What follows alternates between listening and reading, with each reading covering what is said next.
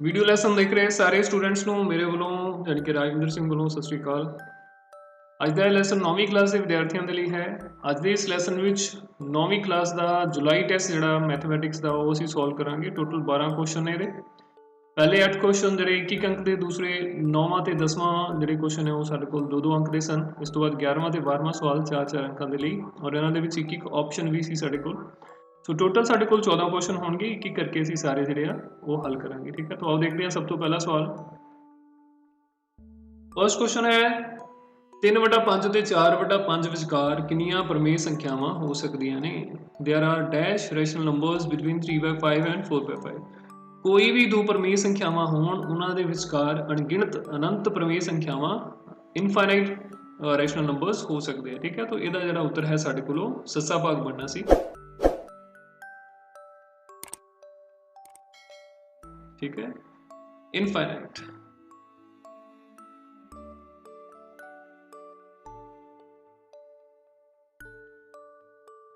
अनंत, infinite. इस तो बाद अगला सवाल साडे कोल है 37/8 ਦਾ ਦਸ਼ਮਲਵ ਵਿਸਤਾਰ ਕਿਸ ਤਰ੍ਹਾਂ ਦਾ ਹੋਵੇਗਾ? शांत, अशांत आवर्ती, अशांत अनआवर्ती, इन्हां विचों कोई नहीं। ठीक है, what kind of decimal expansion does 37/8 have? Terminating, non terminating, recurring, non terminating, non recurring और नन ऑफ दीज। ठीक है, सो जो भी साडे कोल कोई भी जिहड़ी प्रमेय संख्या दित्ती हुई है तो उहदे विच जिहड़ा साडा हर है उहनूं असीं देखना है। ठीक है, हर दा गुणनखंडीकरण असीं करांगे तो ये साडे कोल 2 गुणा 2 आएगा ना, तो 2 ਦੀ ਪਾਵਰ ਸਾਡੇ ਕੋਲ 3 ਬਣ ਜਾਂਦੀ ਹੈ। ਜਦੋਂ ਵੀ ਕਿਸੇ ਪ੍ਰਮੇਯ ਸੰਖਿਆ ਦੇ ਹਰ ਵਿੱਚ ਜਿਹੜੇ ਗੁਣਨਖੰਡ ਨੇ, ਹਰ ਦੇ ਗੁਣਨਖੰਡ ਨੇ ਉਹ ਸਿਰਫ 2 ਜਾਂ 5 ਹੋਣ, ਜਾਂ 2 ਤੇ 5 ਤੋਂ ਇਲਾਵਾ ਕੋਈ ਹੋਰ ਸੰਖਿਆ ਨਾ ਹੋਵੇ, ਜਾਂ ਅਸੀਂ ਕਹਿ ਸਕਦੇ ਹਾਂ 2m into 5n, ਇਸ ਫਾਰਮ ਦੇ ਵਿੱਚ ਸਾਡੇ ਕੋਲ ਜਿਹੜਾ ਹਰ ਨੂੰ ਲਿਖਿਆ ਜਾ ਸਕੇ, ਤਾਂ ਉਸ ਵੇਲੇ ਸਾਡੇ ਕੋਲ ਉਸ ਪ੍ਰਮੇਯ ਸੰਖਿਆ ਦਾ ਜਿਹੜਾ ਦਸ਼ਮਲਵ ਵਿਸਤਾਰ ਹੁੰਦਾ ਹੈ ਉਹ ਸ਼ਾਂਤ ਹੁੰਦਾ ਹੈ, ਟਰਮੀਨੇਟਿੰਗ ਹੁੰਦਾ ਹੈ।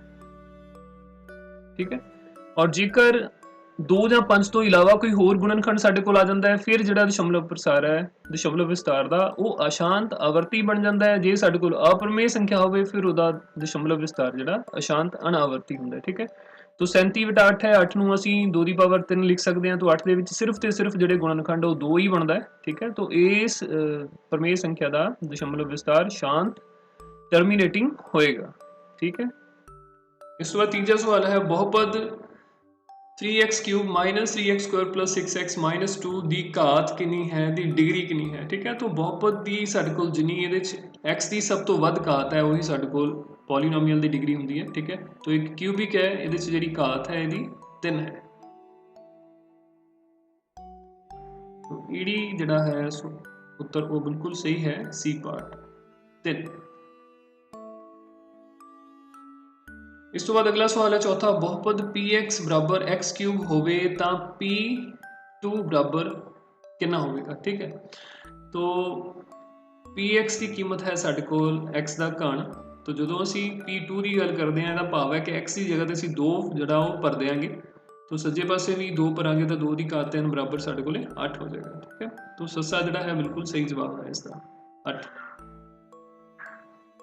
ਇਸ ਤੋਂ ਬਾਅਦ ਪੰਜਵਾਂ ਸਵਾਲ ਹੈ y ਧੁਰੇ ਤੇ ਸਥਿਤ ਕਿਸੇ ਬਿੰਦੂ ਦੇ ਨਿਰਦੇਸ਼ ਅੰਕ ਲਈ ਢੁਕਵਾਂ ਵਿਕਲਪ ਚੁਣੋ। ਜਦੋਂ ਵੀ ਸਾਡੇ ਕੋਲ ਕੋਈ ਨਿਰਦੇਸ਼ ਅੰਕ ਅਸੀਂ ਲਿਖਦੇ ਹਾਂ ਜਿਹੜੇ y ਧੁਰੇ ਦੇ ਉੱਤੇ ਬਿੰਦੂ ਸਥਿਤ ਹੋਵੇ, ਉਹਦੇ ਵਿੱਚ ਜਿਹੜਾ x ਹੈ ਉਹ ਹਮੇਸ਼ਾ 0 ਹੁੰਦਾ ਹੈ। ਠੀਕ ਹੈ, ਭੁਜ ਦੀ ਵੈਲਿਊ ਜਿਹੜੀ ਹੈ ਐਬਸਿਸਾ ਉਹ ਹਮੇਸ਼ਾ 0 ਹੁੰਦਾ ਹੈ। ਆਰਡੀਨੇਟ ਜਾਂ ਕੋਟੀ ਕਹਿ ਲਓ, ਉਹਦੀ ਵੈਲਿਊ ਕੁਛ ਨਾ ਕੁਛ ਸਾਡੇ ਕੋਲ ਹੋਏਗੀ। ਠੀਕ ਹੈ, ਤਾਂ ਭੁਜ ਬਰਾਬਰ 0, ਐਬਸਿਸਾ = 0, ਇਹ ਸਾਡੇ ਕੋਲ ਸਹੀ ਉੱਤਰ ਹੈ ਪੰਜਵੇਂ ਸਵਾਲ ਦਾ।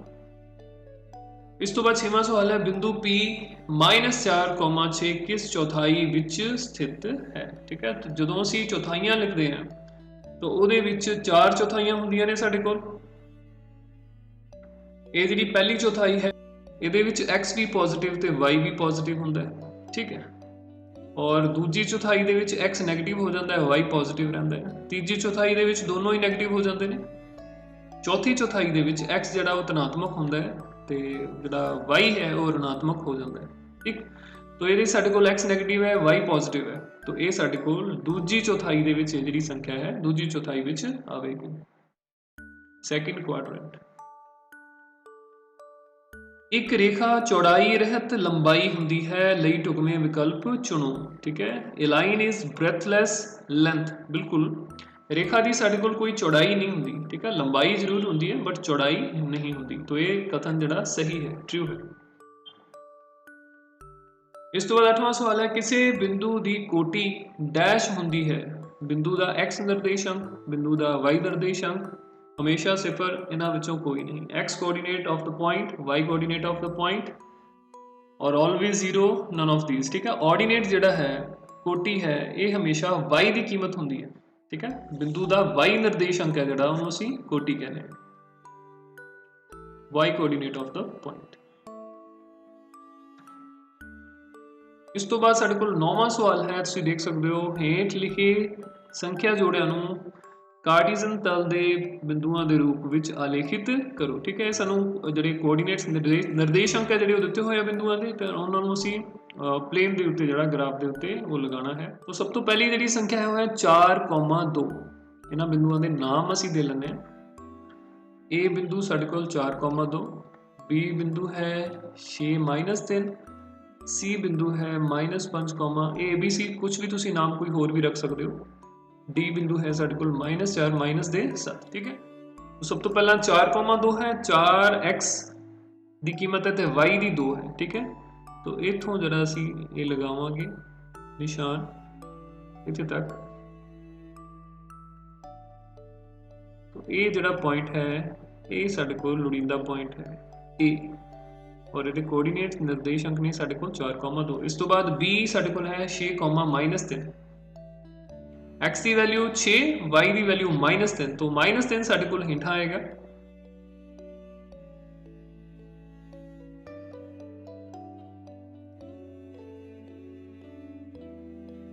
ठीक है, तो ये साडे कोल बन जाता है बी पॉइंट 6,-3। इस तो बाद -5,1। x की वैल्यू -5 साडे कोल इत्थे आएगी, y की वैल्यू 1 जिहड़ी ऊपर आएगी। तो इत्थों असी डॉटेड लाइन जिहड़ी वो लगा सकते हैं, स्केल दे नाल लगाउणी है लाइन, और ये साडे कोल बिंदु बनता है C -5,1। ठीक है, इस तो बाद D जिहड़ा है साडे कोल -4, -7। x की वैल्यू -4, ये है साडे कोल, y की वैल्यू -7 साडे कोल है।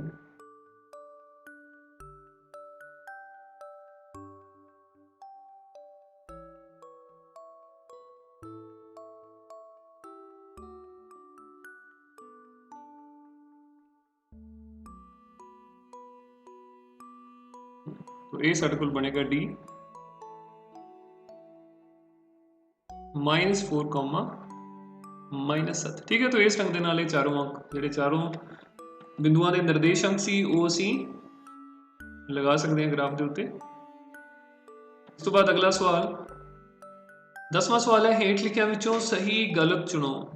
जे दो चक्कर बराबर हैं, उन्हां दे अर्धव्यास बराबर हुंदे हन। बिल्कुल सही। ठीक है, जेकर दो चक्कर बराबर नहीं तो उन्हां दे अर्धव्यास भी बराबर होण। एक बिंदु तो होके सिर्फ एक ही रेखा खिंची जा सकती है, ये गलत है, क्योंकि एक बिंदु तो अणगिनत रेखावां जिहड़ियां खिंचियां जा सकदियां ने। एक बिंदु दे विचों पास होने वालियां इनफाइनाइट लाइन साडे कोल हो सकदियां ने। If two circles are equal then their radii are equal. बिल्कुल सही। Only one line can pass through a single point, ये साडे कोल फॉल्स है। ठीक है, ट्रू, ये फॉल्स। इस तो बाद 11वां सवाल साडे कोल है, सरल करो।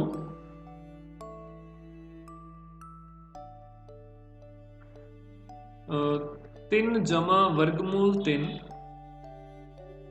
3 घटाओ वर्गमूल 3। ठीक है, तो इन्हू सिंपलीफाई करना आपां, साडे कोल एक फॉर्मूला हुंदा जिहड़ा असीं इत्थे यूज कर सकते हैं। फॉर्मूला साडे कोल की हुंदा है कि अगर a प्लस बी है इंटू a माइनस बी है, तो it can be written as a square minus B square. ठीक है, तो ये ए की जगह साडे कोल 3 है, बी की जगह ते वर्गमूल 3 है, 3 ते वर्गमूल 3। ठीक है, तो इत्थे असीं ये फार्मूला जिहड़ा यूज कर सकते हैं। ये साडे कोल बन जाएगा 3 दा वर्ग माइनस वर्गमूल 3 दा वर्ग। ठीक है, तो 3 तिया 9 हो जाएगा, और ये साडे कोल वर्ग ते वर्गमूल कट्टे जाएंगे, साडे कोल 3 आएगा। तो 9 दे विचों 3 अगर असीं घटाने हैं, साडे कोल 6 प्राप्त होंदा है। तो साडे कोल इस सवाल का जिहड़ा उत्तर है वो 6 बन जाता है। ठीक। इस तो बाद अगला साडे कोल सवाल है सही मिलान करो। कॉलम सानू दिते हुए ने तो इन्हां कॉलम्स नू असीं जिहड़ा मिलाउणा है एक दूजे दे नाल। जदों साडे कोल आधार दोनों बराबर होण ते गुणा हो रही होवे तां जिहड़े घातां ने आपस विच जुड़ जांदियां ने, पावर्स जिहड़ियां ओह ऐड हो जांदियां ने, ठीक है। तो पहले नू असीं ज्वाइन कर सकदे हां लास्ट दे नाल, ये बिल्कुल सही है, ठीक है। और ए जो पावर के बाहर साडे कोल पावर दी हो रेस टू पर एम फिर उसकी पावर तो ये पावर जिहड़ियां घातां ने आपस गुणा हो जांदियां ने, ठीक है। ये साडे कोल इहदे इक्वल है ए रेस टू पर M upon A raise to पर एन, ठीक है। जो बेस सेम है और भाग हो रही होवे तां ये जिहड़ा है इहदे च घातां जिहड़ी उन्हां दी घटाओ हो जाएगी, ठीक है। ए रेस टू पर M upon A raise to पर n equals to a raise to पर एम माइनस एन।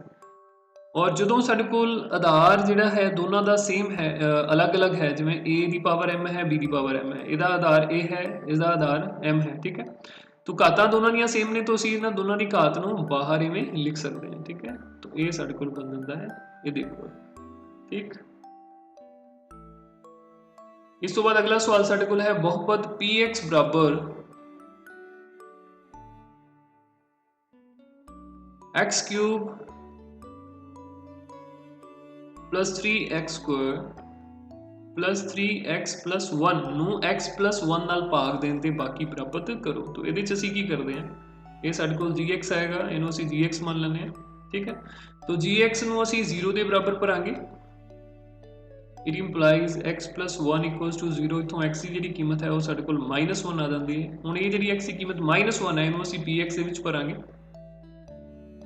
तो p -1 equals to -1 raise to power 3 plus 3 into -1 square plus 3 into -1 plus 1, ठीक है। तो ये -1 हो जाएगा साडे कोल, ये 3 हो जाएगा और ये -3 हो जाएगा, ये +1 हो जाएगा, ये इहदे नाल कट जाएगा, इहदे नाल कट जाएगा, साडे कोल बाकी बचदा है 0, ठीक है। तो ये रिमाइंडर थ्योरम हुंदी है साडे कोल, ठीक है। उस बाकी थ्योरम जिहनूं असीं कहने आ उसी नूं यूज़ करके आपां इस ढंग दे नाल फाइंड कर सकते हैं। सो ये जिहड़ा p -1 की जो भी कीमत आंदी है ये साडे कोल वो बाकी है ਜਿਹੜਾ ਸਾਨੂੰ ਪ੍ਰਾਪਤ ਹੋਏਗਾ ਜਦੋਂ ਅਸੀਂ px ਨੂੰ gx ਦੇ ਨਾਲ ਭਾਗ ਕਰਾਂਗੇ, ਠੀਕ ਹੈ। तो इत्थे आपां लिख दांगे इस तरह लोड़ींदा बाकी 0 है।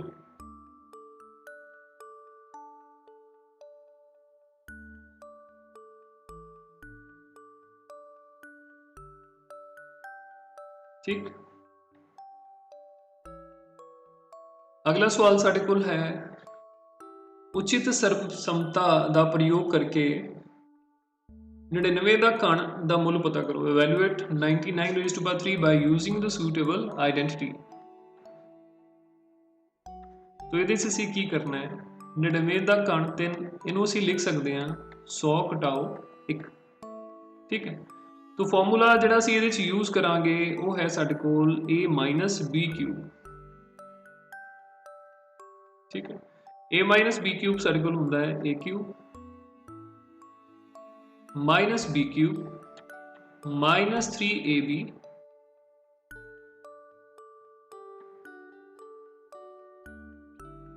a माइनस b, ठीक है। जां असीं इहनूं एवें भी लिख सकते हैं a minus B cube a minus B cube a cube minus 3a square b plus 3ab square